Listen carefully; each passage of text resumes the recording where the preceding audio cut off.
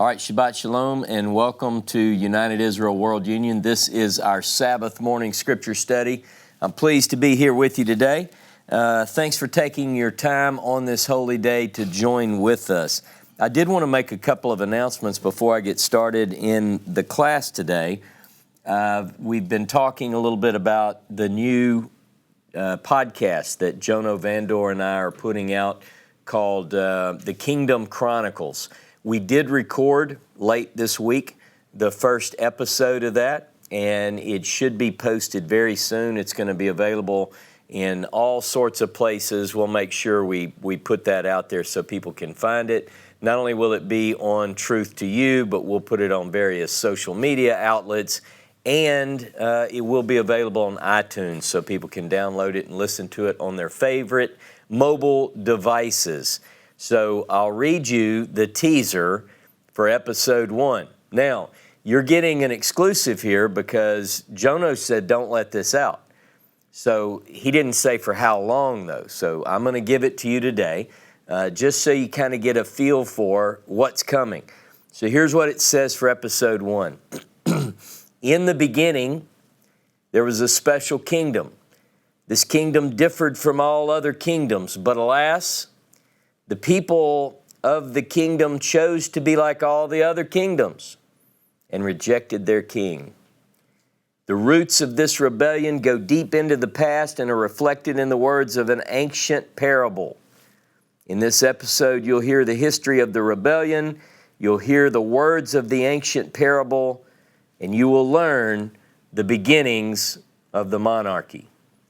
So we begin with the beginning. That's a good place to start with a monarchy. So that study will be available. Hopefully, it will be released on Monday or Tuesday at the latest. Now, I did want to say, Jono and I were having a conversation about the intro music. We talked about various things, and I told him, look, here's what I have in mind, and I described it as best I could. And he picked up a guitar because he plays and writes music, and he said, you mean something like this? And he played it, and it was really, really good. So I'm excited that we have original music that Jono Vandor put together, and so I'm looking forward to this. I'm excited about this series, and it's going to give you something else. If 1.5 hours of teaching on Shabbat is not enough for you during the week, we're going to give you another 45 minutes a week at least with this new series. So stay tuned.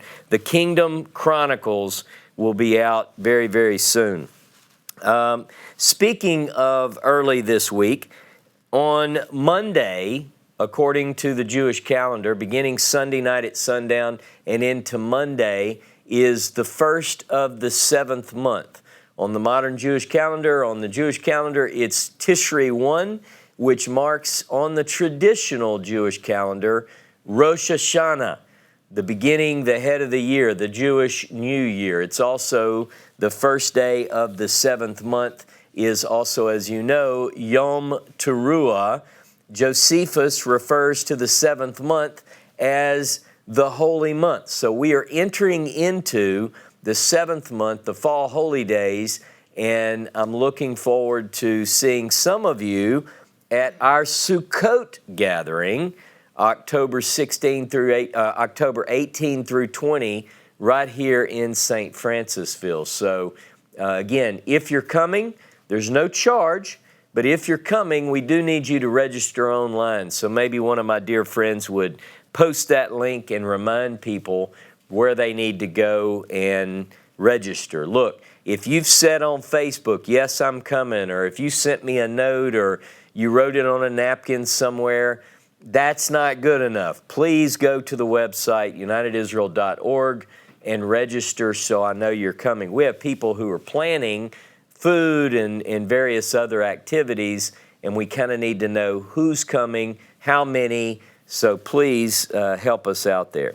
Now, last week I closed the teaching with a passage from 1 Chronicles. 1 Chronicles chapter 5, and if you will, let's go there and pick up where we left off last week. I want to start with that particular passage.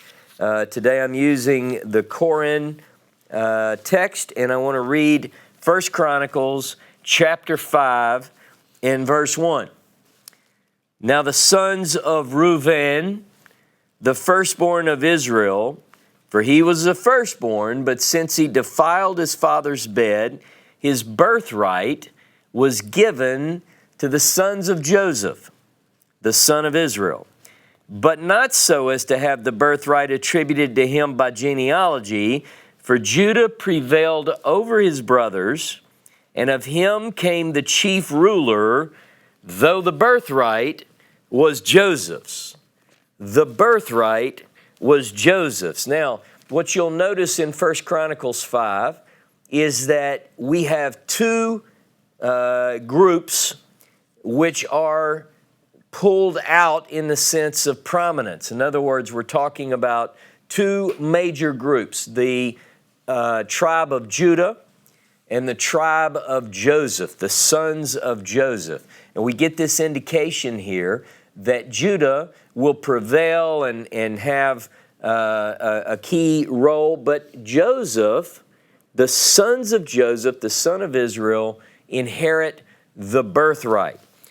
So we're going to talk about, over the next several weeks, we're going to be focusing on these two prominent tribes. And you might say, well, is one better than the other? Look, it's not that. It's more of who is it who represents a dominance in the history and in prophecy, and that would be Joseph and Judah. These two particular tribes become key players in history as well as prophecy. And so why would I then go back and look at the history and really dig into the history? Because there is a principle which I believe in, and that is, if you want to know what's going to happen, you look at what's already happened. Ecclesiastes 1:9 is very interesting in this regard. Ecclesiastes 1:9 says that there is nothing new under the sun. What has been is what shall be. Now, that idea that if we go back and look at what has happened, I believe we'll be able to discern certain clues that will help us understand what's going to happen. Remember, not too long ago, I talked about Hosea chapter 12.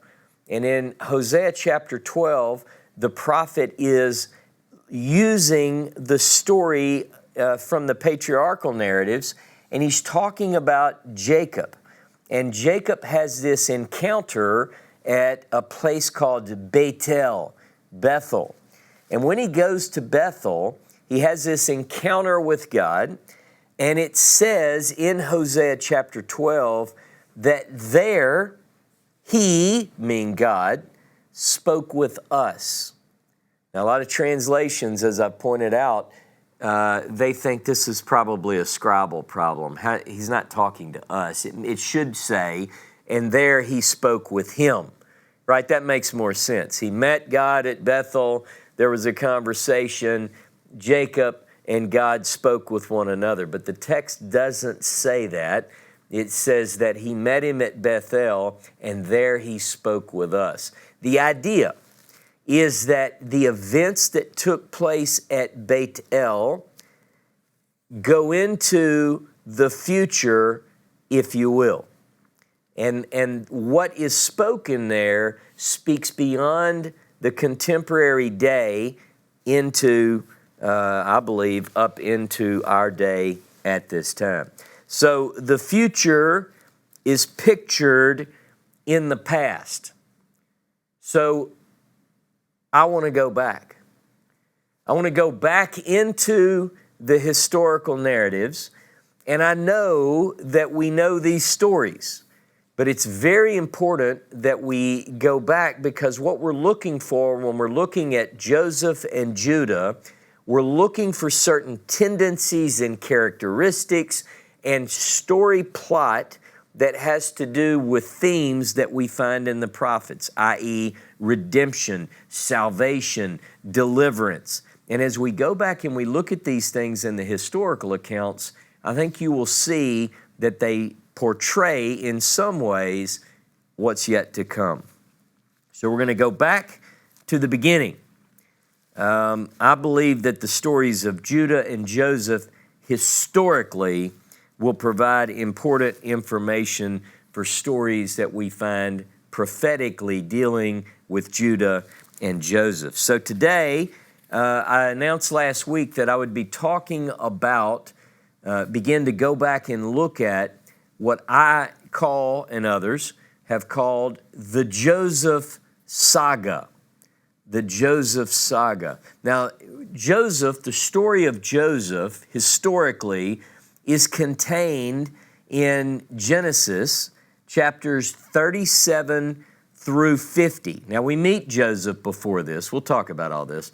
But really, the literature that shifts the focus to Joseph begins in chapter 37 and runs all the way to the end of Genesis. What we have then is a major shift in the narrative. So the story of Jacob literally becomes the story of Joseph, or you could say it the other way. The story of Joseph is the story of Israel. And if we go back and we study this, you're going to see the drastic change. In fact, I'm going to open up by reading Genesis chapter 37. Look at that. See how I just opened right to it? That's a big book. How do I do that? Genesis 37, verse 1. And Jacob, Genesis 37, 1, Jacob dwelt in the land in which his father had sojourned, in the land of Canaan. These are the generations of Jacob. The next word is Joseph. Now in Hebrew, those of you who study Scripture know that the book of Genesis is carried along by a series of a repetition of a phrase. Toledot, Ele Toledot. These are the generations. And that phrase occurs quite often in the Torah in Genesis, and it indicates a shift in the plan, a shift in our focus, and it says to every reader, now look here. And it begins this one, it's wrapping this, it's easing into the latter part of the book of Genesis, and it does so by saying, these are the generations of Jacob, Joseph, right?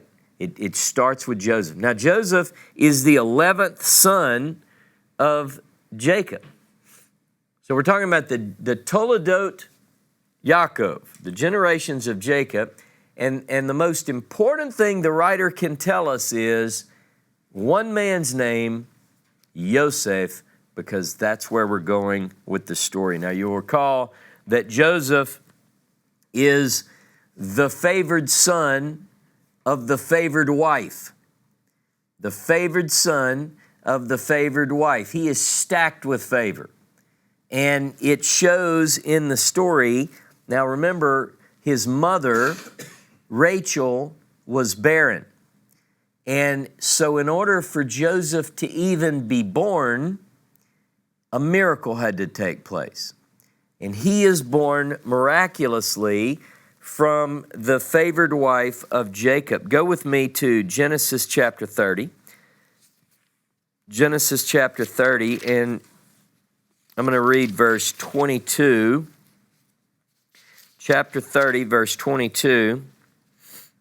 And God remembered Rachel. Now remember, I told you last week, there are only three people in Scripture that it says, and God remembered them. The first is Noah, the second is Abraham, and the third is Rachel.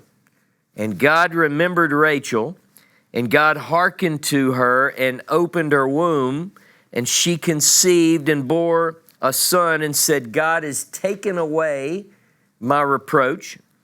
And she called his name Joseph and said, Jehovah shall add to me another son, taken away my disgrace. Now, a word that occurs in the Hebrew in this passage is Aleph Samek Pei, and it means to gather. And in verse 24, where it says, may Jehovah add to me another son, the word that's translated add in Hebrew is Yod Samek Pei. So you have Aleph Samek Pei, Yod Samek Pei, and you get three words that occur in association with the birth of Joseph. Taken away, add, and gather. Now these three words that are tied in linguistically with the story of the arrival of Joseph are very important. How many of you know that names have meaning?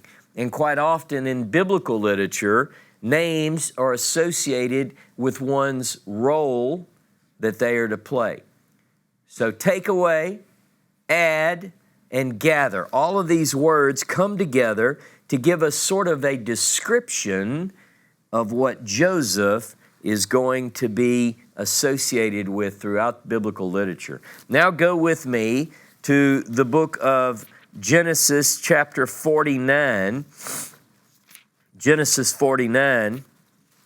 And I want to pick up in verse 1 and 2. Now, one of the things that I'm going to be doing over the course of the next several weeks, probably as long as Jehovah allows me to speak and live, is make connections and associations between historical and prophetic and weave those together as we can from the words, in connection with the words, and on the basis of the words. So when you look at Genesis 49, 1 and 2, and Jacob called to his sons. Now, I'm advancing in the story here to pick up on a key point. Jacob called to his sons and said, gather yourselves together. He'asfu. Gather yourselves together, that I may tell you that which shall befall you in the Akarit Hayamim, in the last days. In the Akarit Hayamim. All right? So the charge of Jacob, and this is on his deathbed, essentially, and he is speaking prophetically. Assemble yourselves, and I will tell you what will happen to you in the last days. Now, what that does is it sets the stage in Genesis 49 to move it from a certain genre to another genre. He's saying what is coming next is associated with prophetic pronouncement. All right? So I want you to think about that. Now, the other thing that I want to say in terms of this particular passage is that where he says to gather yourselves together, in Hebrew, the root word there is, again, tied to one of the words that's associated with the birth of Joseph, asaf, to gather yourselves together. Aleph, Samek, Pei. You're going to see when we read the story of Joseph, the writer is telling us, pay attention, Joseph has to do with gathering, with adding, okay? It's a clue from the text about the role of Joseph. Now, we'll tell you this as well.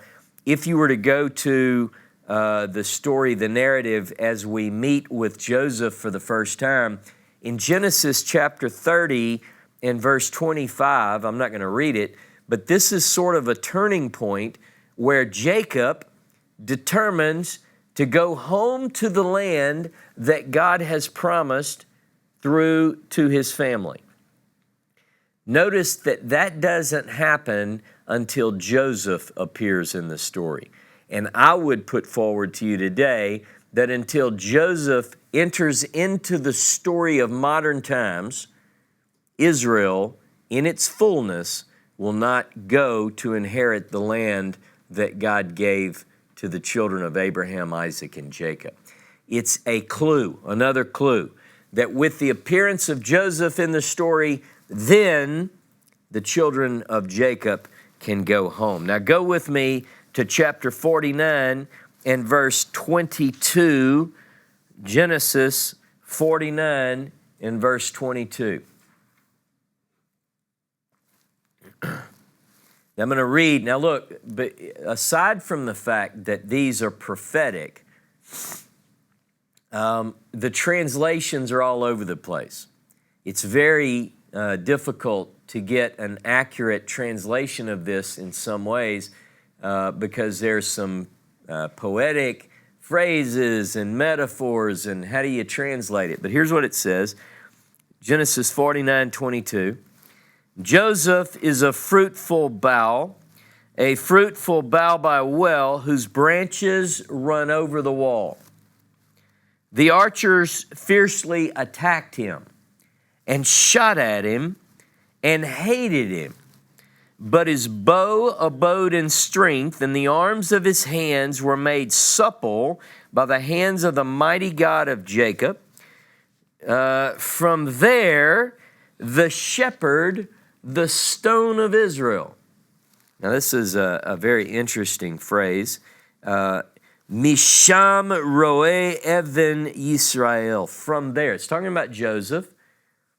And it says that from there, the roe even Yisrael, the shepherd stone of Israel. Now, some people look at this as a messianic passage. So who is this shepherd stone who will come from Joseph? All right, here we go. By the God of your father, who shall help you, and by the Almighty, who shall bless you with blessings of heaven above, blessings of the deep that couches beneath, blessings of the breast and of the womb. The blessings of your father are potent above the blessings of my progenitors to the utmost bound of the everlasting hills. They shall be on the head of Joseph and on the crown of the head of him that was separated from his brothers.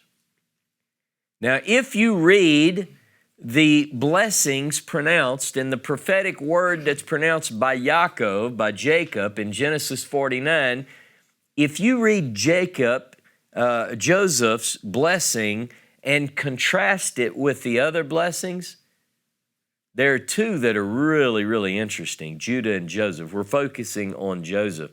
Would you say that's a pretty good blessing there?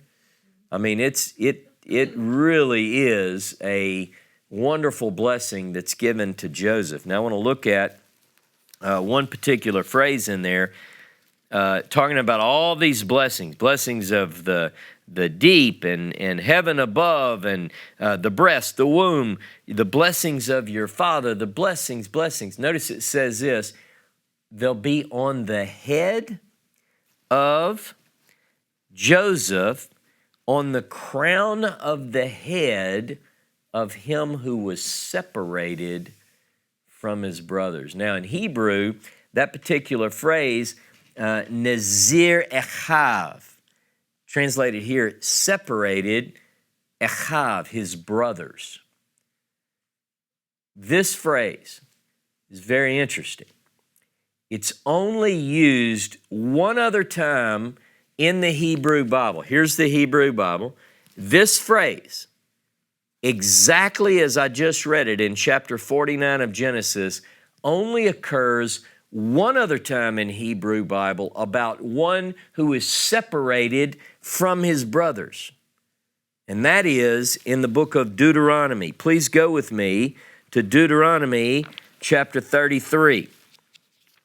Deuteronomy chapter 33.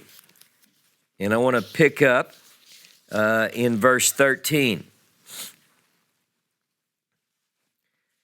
Deuteronomy 33:13. And of Joseph, he said, blessed of Jehovah be his land, for the precious things of heaven, for the dew and for the deep that couches beneath. Does that sound familiar? That was used in Genesis 49. And for the precious fruits brought forth by the sun, precious things put forth by the moon, and for the chief things of the ancient mountains, and for the precious things of the primordial hills, for the precious things of the earth and its fullness, and for the good will of him that dwelt in the bush. I love this. Now, a lot of people's mind jumps to Exodus 3, right? The story of the bush. You realize that hasn't happened yet, all right? So just think about that. Put that on a shelf.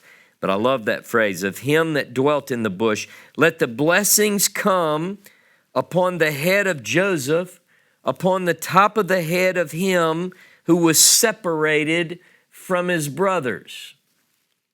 The firstling of herds, grandeur is his horns are like the horns of a wild ox. With them he shall push the peoples all together to the ends of the earth, and they are the 10,000s of Ephraim, and they are the thousands of Manasseh. Now, again, blessing is very heavy in this particular text. It's dealing with Joseph. It's talking about choice things, all right? Precious things are given to Joseph. But interestingly enough, at the end, there is something about bringing together the ends of the earth. Joseph will be used for that, and it has to do with Ephraim and Manasseh. Now, these are his two boys. Somehow, it's saying that these two are going to have something to do with a gathering, an assemblage. Now, notice again in this text, like we saw in Genesis 49, the one, it's translated separated from his brothers. Again, in Hebrew, that's Nazir Echav. In fact, there's a larger phrase that occurs verbatim in Genesis 49:26 and Deuteronomy 33:16, and it's L'rosh Yosef ulachadkod Nazir Echav. Upon the head of Joseph, this idea of being separated from the brother. Now, is separated the right translation? Now, you may be familiar, as I say this, you may recognize something that you're familiar with. When I say Nazir, that's from Numbers chapter 6. Go with me to Numbers chapter 6. I like to get at the root meaning of a word. In Numbers chapter 6,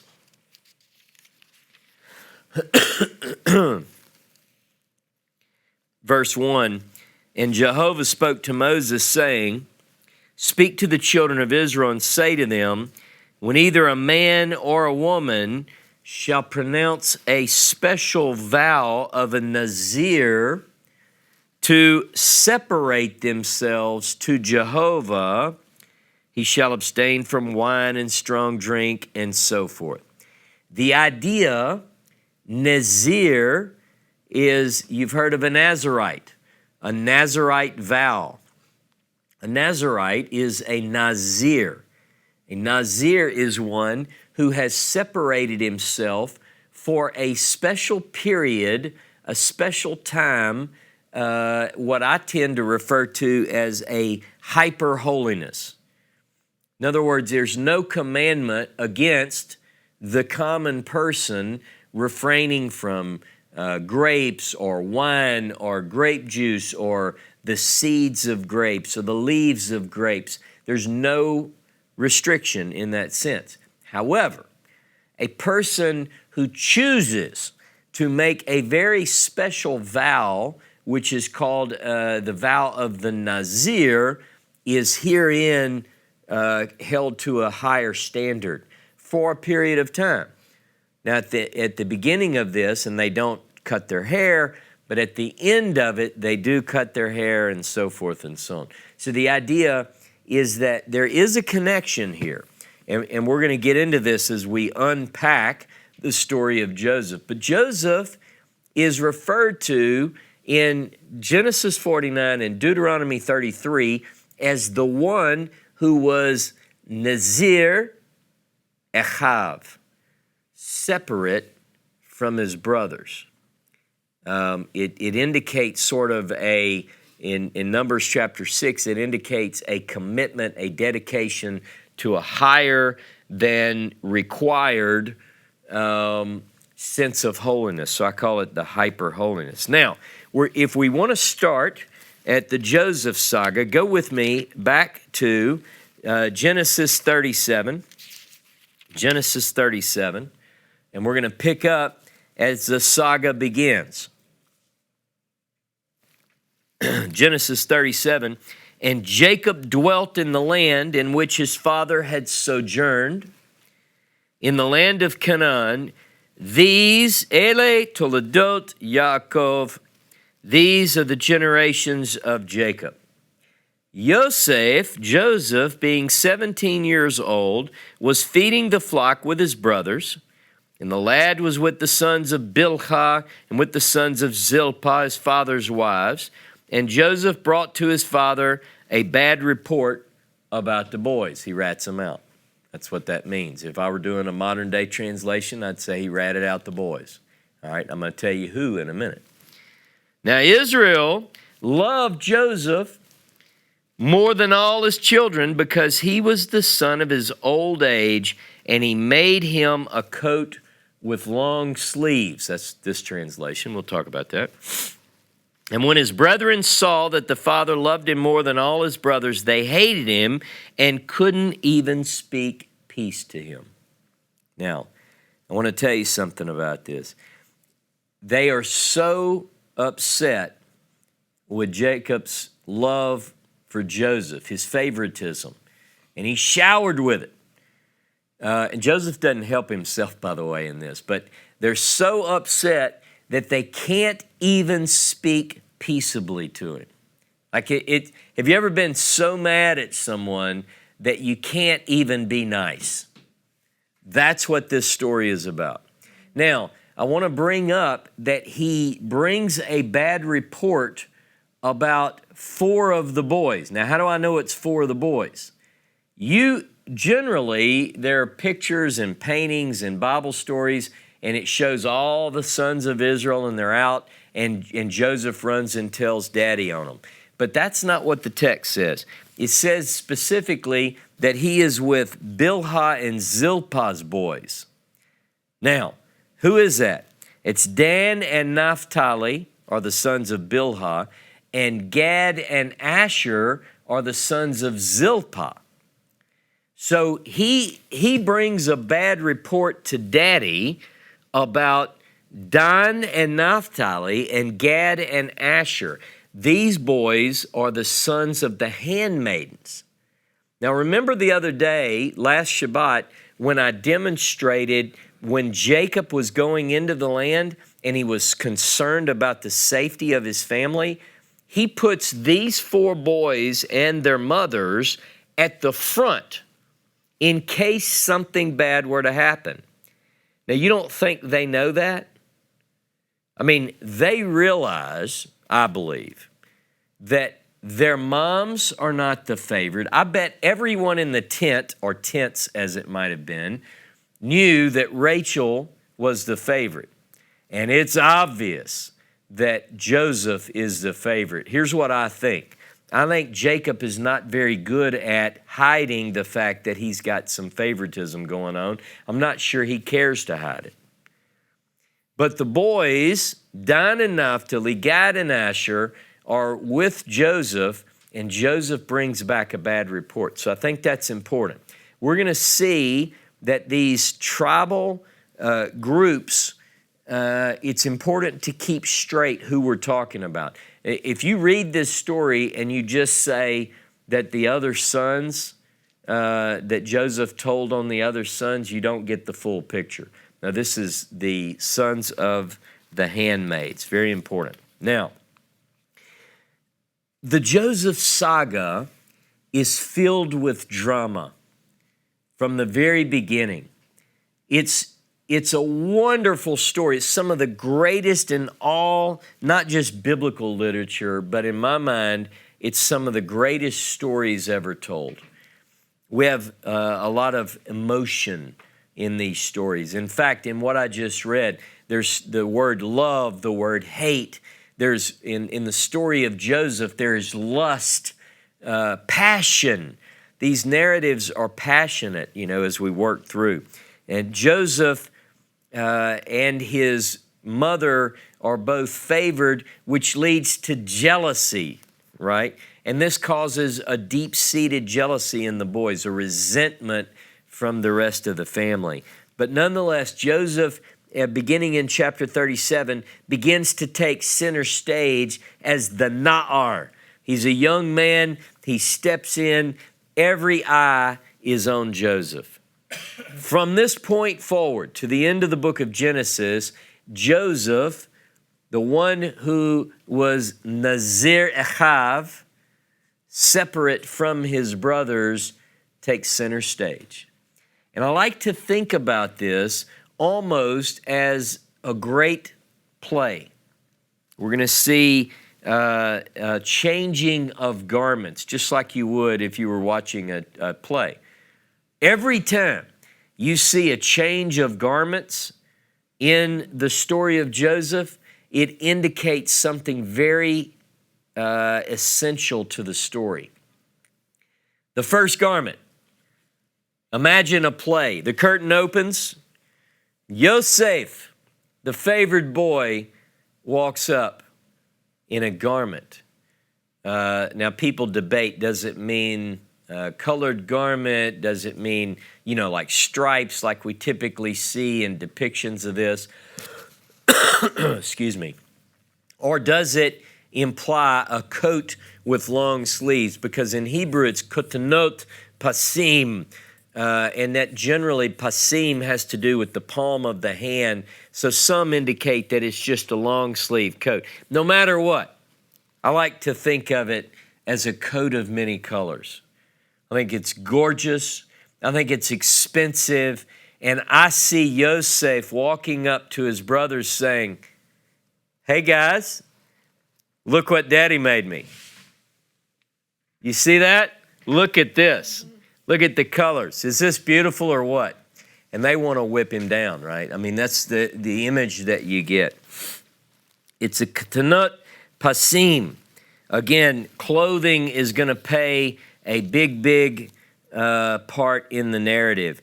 Joseph is, remember, by the way, Jacob gets his blessing through deceit. Jacob does. And it has to do with a garment. So if you were just studying the garments in the book of in the patriarchal narratives, you would come away with some pretty good insights. So just as Jacob gets the blessing through deceit with the garment, Joseph, the one with the garment in this story, which indicates favoritism, ends up with the birthright.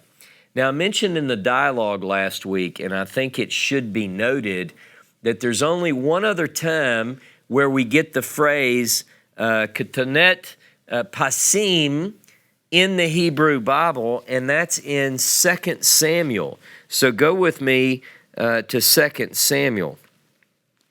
2 Samuel and chapter 13. 2 Samuel 13.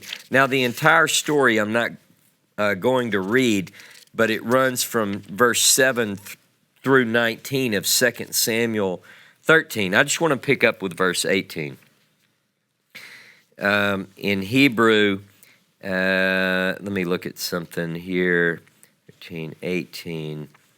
Ketonet pasim. Yep, here it is. And she had a long-sleeved robe upon her, for with such robes were the king's daughters that were virgins apparelled. Now, the story here is about Tamar. Tamar, remember the story that involves her being abused by her brother. He wanted her very badly, and he takes her by force. It's a very very sad story. And the Bible doesn't hide the bad things that people do. So if you read 2 Samuel chapter 13, you'll get this idea that Amnon, the son, one of the sons of David, wants badly to have his sister, and he plays like he's sick and requests that she come make food for him. And when she brings the food to him, he forces himself on her. So now, what does that have to do with this story?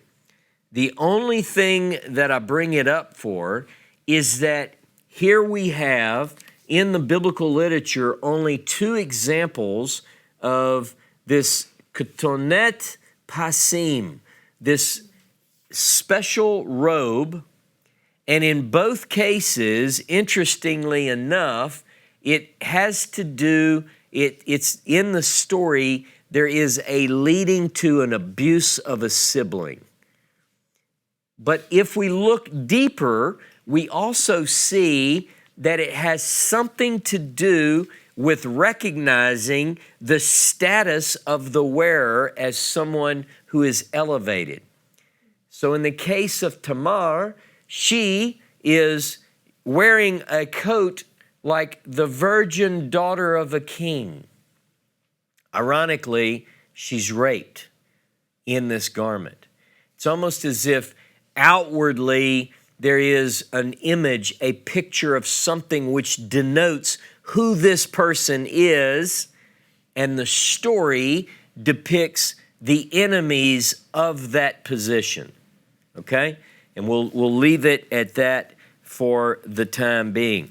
Joseph, back to Joseph, is a dreamer like his father. He has a gift.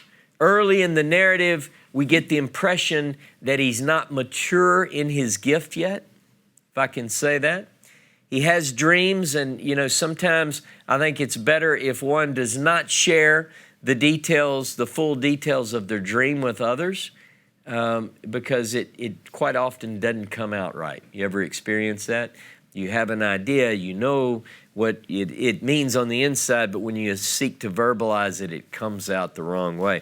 And so it is with Joseph. Go with me to Genesis chapter 37. Genesis 37, and I want to pick up in verse 5. And Joseph dreamed a dream, and he told it to his brethren, and they hated him even more. Now here's why. Here's the dream. And he said to them, "Hear, I pray you, the dream which I've dreamed, for behold, we were binding sheaves in the field, and lo, my sheaf arose and also stood upright, and behold, your sheaves stood around about and bowed down to my sheaf." And his brethren said to him, probably not sweetly, "Shall you indeed reign over us? Shall you indeed have dominion over us?" And they hated him yet the more for his dream and for his words. I believe that this particular dream, though it does speak of Joseph's rise to prominence, I think it says even more. I think it gives us an indication of in what way he will be brought up to the position that is described in the dream. Not only does his sheaf stand up and others are bowed down, but it has to do with food. It has to do with the salvation ultimately. But see, that's not, if he would have said, "Look, I had this dream, it had to do with this, with wheat, and you guys came to me and I helped you." So that sounds a little different, doesn't it? Then my sheaves stood upright, your sheaves were on the ground, but I think that it has to do with his role that's going to later become evident. Now look at the next, look at verse 9. "And he dreamed yet another dream, and told it to his brothers, and said, Behold, I've again dreamed a dream. And behold, the sun and the moon and the 11 stars bowed down to me. You can tell this isn't going well. And that's not the way you started off with these guys. They don't like you. And he told it to his father and to his brothers. And his father rebuked him and said to him, what is this dream that you have dreamed? Shall I and your mother and your brothers indeed come to bow down ourselves to you to the earth?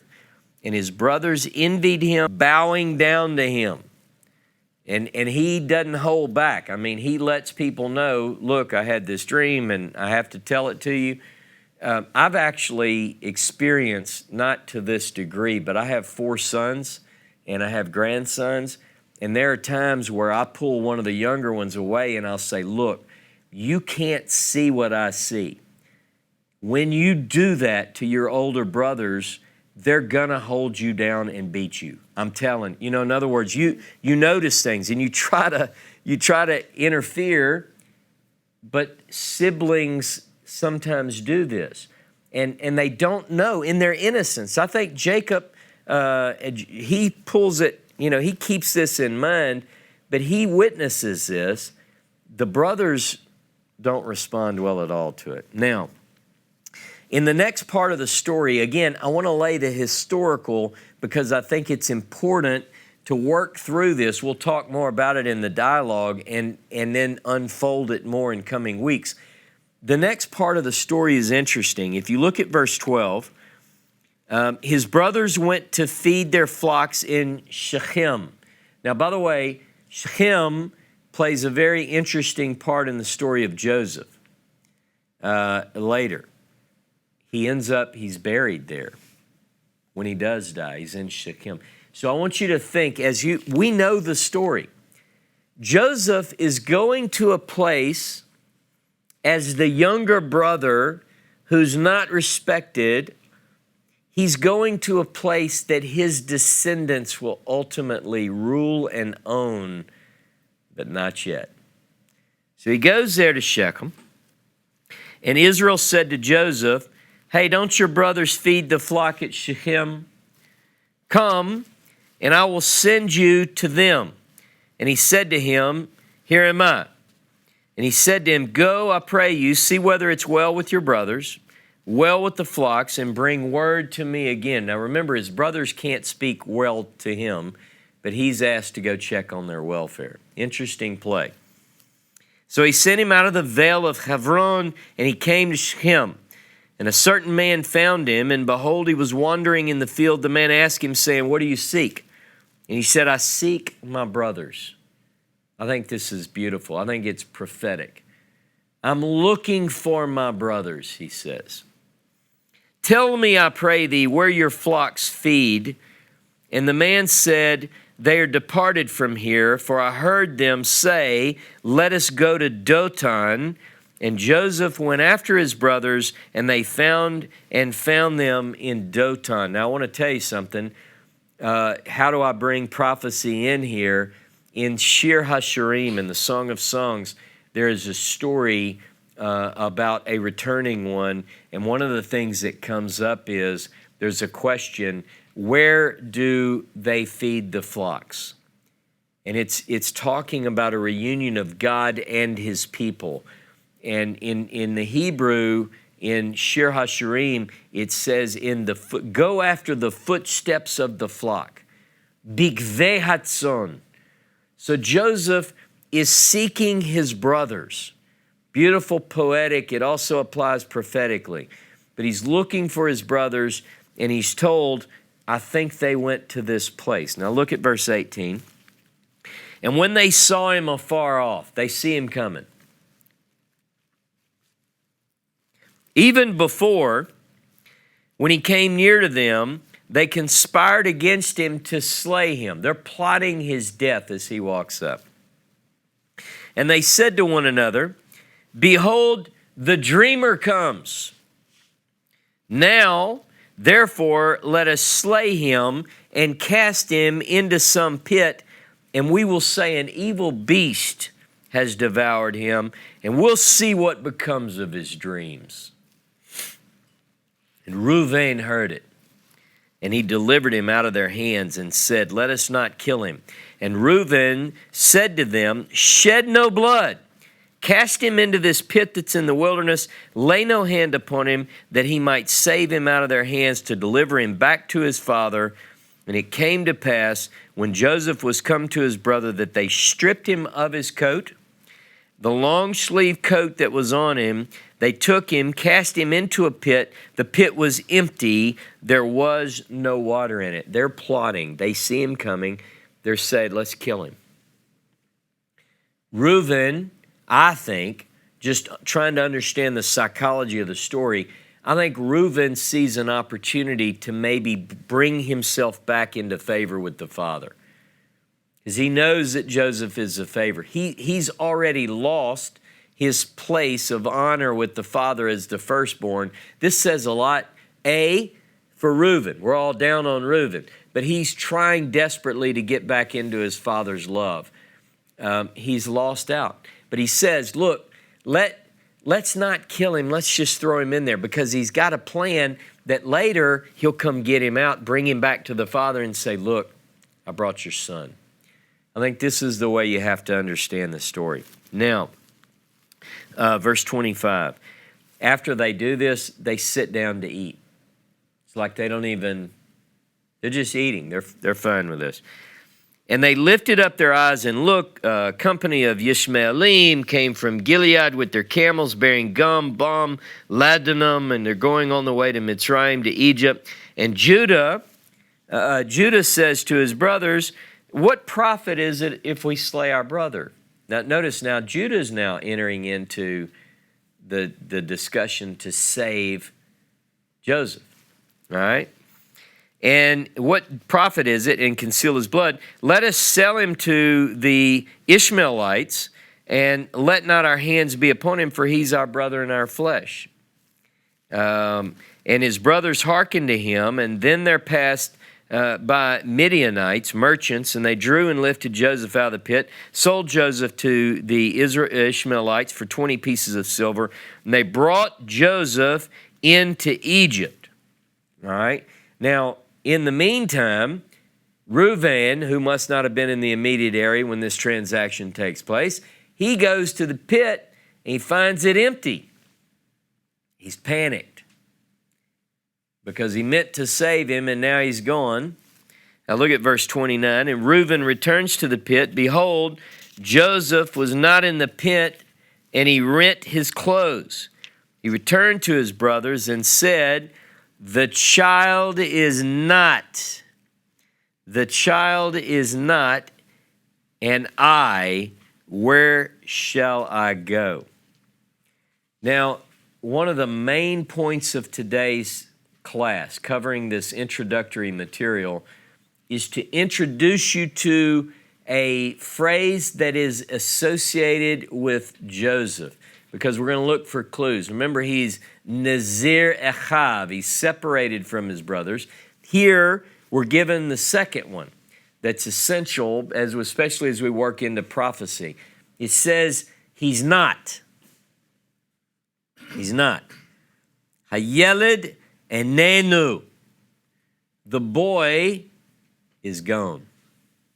Actually, it literally means in the boy is not. He's not. This phrase occurs in several passages. I want you to go with we're just going to touch them so you see that he now becomes known as the boy that's not. Go to Genesis 42. Genesis 42. And verse 13. I don't want to give away the context. I just want to give you the phrase. And they said, your servants are 12. We are brothers, the sons of one man in the land of Canaan. Behold, the youngest is this day with our father, and one is not. It says in Hebrew, v'ha'echad enenu. The one is not. Now look at verse 32, same chapter. We are 12 brethren, sons of our fathers. One is not. And the youngest is this day with his father, our father in the land of Canaan. Look at verse 36. And Yaakov, their father, said to them, you have bereaved me of my children. Joseph is not, and Shimon is not. Remember, Shimon is left. We'll get into that. And then chapter 44 of Genesis, verse 31.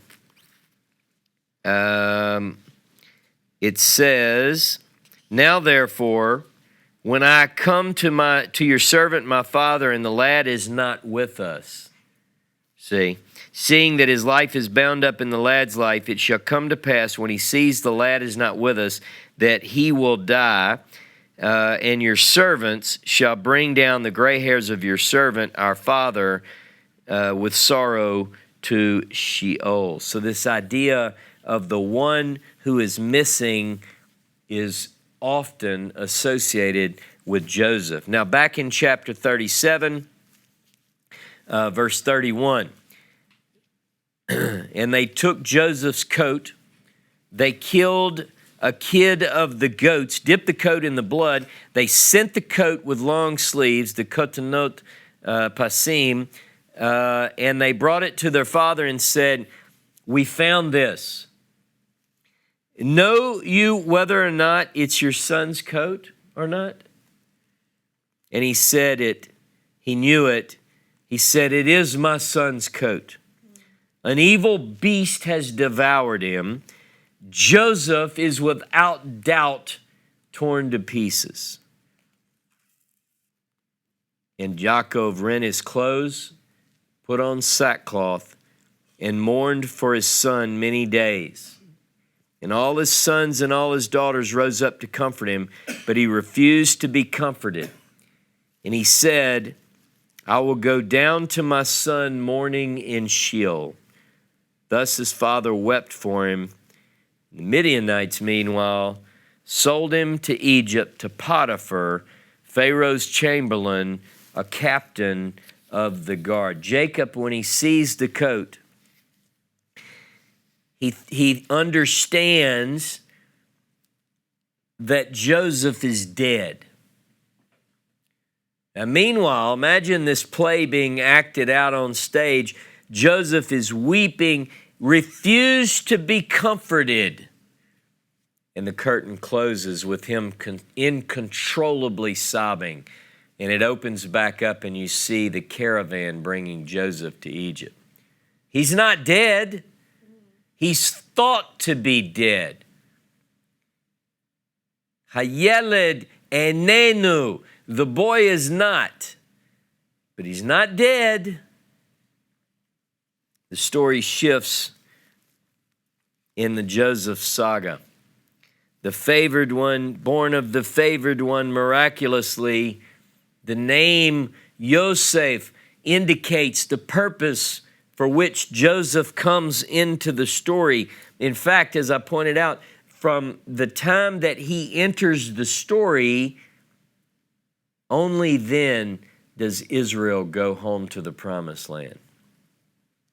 Separate from his brothers, Nazir Echav. He becomes known as the one who is separate from the brothers, the one who is not. Jealousy and hatred of the brothers become front and center in the story. This dreamer, who's now on his way to Potiphar's house, is given a glimpse through dreams of what it is that he is to do in life. He's stolen away from his home, from Dothan. And remember now, in Dothan, he's in the area of Jezreel. Now remember, the story of Jezreel plays prominently in the story, the prophecies of Hosea. His first descendant, his first son is called Jezreel. God will scatter. Joseph going into Egypt is a picture of this.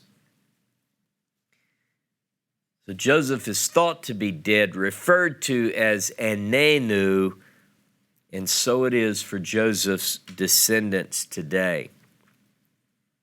When Jacob hears that his son, believes that his son has been killed, says that he begins to weep and sob uncontrollably. It specifically says he refuses to be comforted.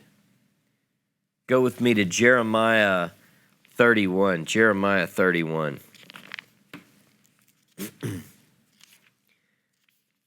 Jeremiah 31 and verse 15.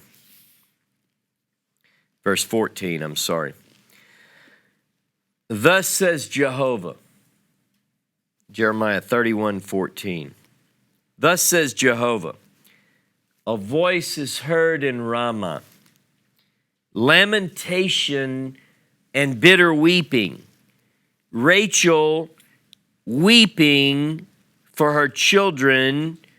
She refused to be comforted for her children because he is not. And they knew. Just like Jacob weeping for Joseph, Rachel prophetically is also seen weeping for Joseph. Just as Joseph refused to be comforted, so in this prophecy, Rachel refuses to be comforted.